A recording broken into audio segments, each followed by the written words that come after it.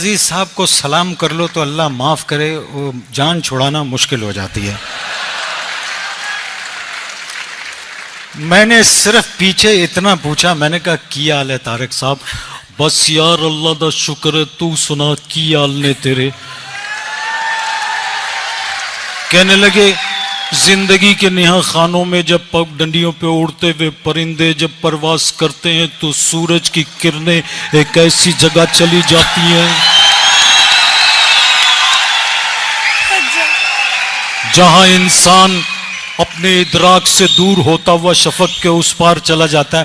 میں نے کہا اللہ کے واسطے مجھے اسکرپٹ یاد کرنا نہ، چھڑ بیٹھ یار، میں تنوں بتانا یہ جو سوٹ پہنا ہوا ہے زندگی میں ایسی کٹنگز جو ہوتی ہیں انسان کے خوشنما ہونے کی دلیل ہوتی ہیں اور چلتا چلا جاتا ہے. فلم میں کام کیا. اب دیکھیے نیلام گھر بقول ان کے، انہوں نے 30 سال نیلام گھر میں کام کیا، 30 سال سے نیلام گھر کر رہے ہیں. اب جب وہ فلم کی شوٹنگ کر رہے تھے تو ان کو نیلام گھر کہاں یاد آیا.